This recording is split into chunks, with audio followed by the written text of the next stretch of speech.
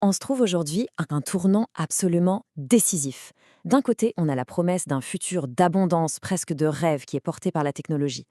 Et de l'autre, eh bien, le risque d'un effondrement total. On a vraiment deux futurs radicalement opposés qui se dessinent, et celui qu'on choisira se décide maintenant, dans notre présent. Voilà les deux extrêmes. Le rêve, une intelligence artificielle générale, une AGI qui pourrait résoudre nos plus grands problèmes, des maladies au climat. Et puis, le cauchemar, un monde dévasté où les derniers humains se terrent pour survivre. Et attention, ce n'est pas de la science-fiction, non, ce sont les conclusions tout à fait logiques des technologies qu'on développe et en parallèle des crises qu'on ignore aujourd'hui. Allez, commençons par le chemin le plus optimiste, celui qui nous mène vers ce que certains appellent l'abondance radicale, une ère complètement nouvelle qui serait rendue possible par cette fameuse intelligence artificielle générale. Cette phrase de Demis Hassabis, le patron de Google DeepMind, elle résume parfaitement l'ambition qui est juste monumentale. L'idée, ce n'est pas seulement de créer une machine intelligente, non, c'est de forger l'outil ultime, un outil qui pourrait accélérer la découverte scientifique et le progrès humain à une vitesse qu'on a même du mal à imaginer. Donc, le concept clé, c'est cette abondance radicale.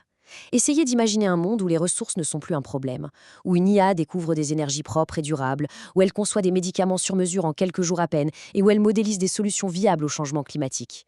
C'est ça la promesse de l'AGI, un véritable multiplicateur de notre propre ingéniosité. Ce qui est fascinant, c'est de voir que ce futur, il est déjà en train de se construire, brique par brique. La toute première, c'est la maîtrise de la logique pure. Des systèmes comme AlphaProof sont développés pour avoir un raisonnement mathématique parfait, sans les fameuses hallucinations des IA qu'on connaît aujourd'hui. C'est la base indispensable pour construire la confiance. La deuxième brique, c'est la compréhension du vivant lui-même. AlphaFold, ça a déjà été une révolution énorme, en prédisant la structure en 3D de quasiment toutes les protéines qu'on connaît. C'est un peu comme si on avait soudainement reçu le mode d'emploi de toutes les micro-machines qui composent la vie. Les possibilités pour la médecine, la biologie de synthèse, c'est juste vertigineux. Et puis, la troisième brique, c'est la simulation. Avec ce qu'on appelle des modèles du monde, comme Genie 3, on peut créer des univers virtuels ultra réalistes sur demande. On peut y tester des hypothèses, y entraîner des robots sans aucun risque, ou explorer des scénarios hyper complexes. C'est un peu l'avènement du laboratoire infini. Le point vraiment crucial à retenir, c'est que l'ambition ici, ce n'est pas juste de faire un petit pas en avant. La vision, c'est celle d'une transformation totale, un bond de géant pour la civilisation qui pourrait, un jour, faire passer la révolution industrielle pour une simple anecdote de l'histoire. C'est une promesse absolument fascinante. On est d'accord. Mais elle part du principe qu'on va réussir à maîtriser ces outils et à résoudre nos problèmes actuels à temps. Parce qu'il y a un autre chemin, un chemin beaucoup, beaucoup plus sombre. Bon, explorons maintenant l'autre futur possible. Alors attention, il ne s'agit pas d'une prédiction, c'est plutôt un exercice de pensée, une sorte de mise en garde. Pour faire ça, des chercheurs utilisent une méthode assez intéressante qu'ils appellent la décoïncidence. En gros, imaginez le pire scénario possible pour se donner une chance de l'éviter. L'idée de la décoïncidence, elle est simple, mais elle est super puissante. En se forçant à imaginer un avenir vraiment négatif, on se libère un peu de nos certitudes. Et la question devient alors, ok, quelle décision on doit prendre maintenant, tout de suite, pour être sûr que ce scénario ne se réalise jamais? Dans ce scénario fictif, la catastrophe n'arrive pas d'un coup. C'est plutôt une cascade d'échecs, une sorte d'effet domino.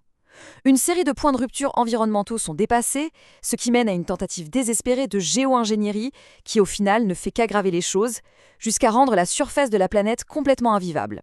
Le résultat? Eh bien, c'est un monde post-apocalyptique, tout simplement. La vie à la surface est devenue impossible, balayée par des radiations solaires mortelles. Les derniers humains survivent sous terre, dans des bunkers isolés où chaque ressource est comptée, et précieusement. Pour bien qu'on saisisse l'ampleur du désastre, un seul chiffre suffit. Dès 2042 dans ce scénario, le point de non-retour est atteint. 96% de la diversité génétique des plantes cultivées a disparu. C'est le fondement même de tout notre système alimentaire qui s'est évaporé. D'accord, mais alors, comment est-ce qu'on peut bien survivre dans un monde pareil? C'est là que l'innovation change complètement de visage. Son but, ce n'est plus le progrès ou l'amélioration de nos vies, mais la simple et pure survie. Là, le changement de paradigme est total. On passe d'une agriculture qui travaille avec la nature à une agriculture qui s'en protège. Fini les champs à perte de vue, le soleil, la terre. En 2084, tout se cultive dans des bunkers, en circuit fermé, sous une lumière artificielle. Pour se nourrir, les survivants comptent sur 3 piliers technologiques. D'abord, l'agriculture cellulaire, pour cultiver de la viande en laboratoire, par nécessité. Ensuite, l'aquaponie, un circuit fermé super efficace où les poissons et les plantes s'entretiennent mutuellement. Et enfin, une IA de biologie prédictive pour optimiser la moindre calorie produite. Le point qui est vraiment crucial à comprendre ici, c'est que ces technologies, qui nous paraissent aujourd'hui peut-être futuristes ou même un peu superflues, deviennent dans ce scénario des nécessités absolues. L'innovation n'a plus qu'un seul et unique but, repousser l'extinction.